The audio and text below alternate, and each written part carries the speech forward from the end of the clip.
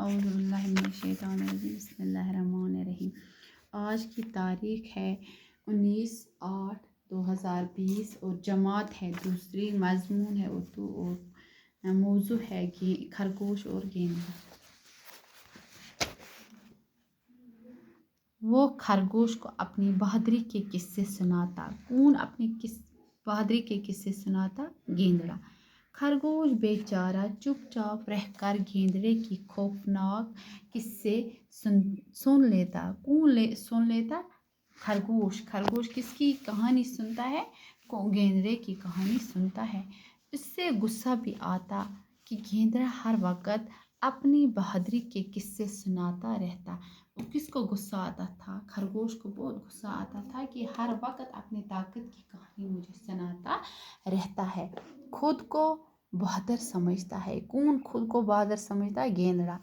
ایک دن خرگوش نے کہا، کس نے کہا؟ خرگوش نے کہا کس سے؟ گیندڑے سے، گیندڑ بھائی آج تمہیں سارے جنگل کی سیر کروانا چاہتا ہوں۔ میں نے سوچا ہے کہ آج میں تمہیں کہاں لے جاؤں؟ جنگل گھومنے لے جاؤں گا آپ کو، گیندڑے کو۔ گیندڑا خوش ہوا۔ کون خوش ہوا؟ گیندڑا بہت خوش ہوا۔ اس نے کہا چلو بھائی، اور اس نے کہا چلو کہاں؟ جنگل کی سیر کروں۔ ہاں ہاں چلو میں تیار ہوں۔ گیندڑے نے خرگوش سے کہا چلو میں آج تیار ہوں جنگل کی سیر کو۔ دونوں جنگل کی طرف چل دیے۔ کہاں چل گئے دونوں؟ کہاں گئے؟ جنگل گئے۔ سارا دن سیر کرتے رہے۔ کیا کرتے رہے؟ سیر کرتے رہے۔ جب شام ہو گئی تو گیندڑے نے کہا کس سے؟ خرگوش سے چلو ہم اپنے گھر واپس چلتے ہیں۔ اچھا اب میں چلتا ہوں، باقی دوست انتظار کرتے ہوں گے۔ اس نے کہا اچھا میں آج چلتا ہوں، اب ہمارے اور بھی دوست ہیں جو ہمارے انتظار کرتے ہوں گے۔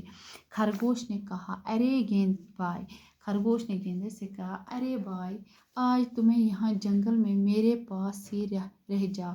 خرگوش نے گیندڑے سے کہا آج میرے پاس ہی جنگل میں رہ جاؤ، صبح چلے جانا۔ کیا کہا اس سے؟ گیندڑے سے کہا صبح چلے جانا، رات کو یہاں بہت ٹھنڈی ٹھنڈی ہوا چلتی ہے۔ اس نے کہا یہاں بہت ٹھنڈی ٹھنڈی ہوا چلتی ہے۔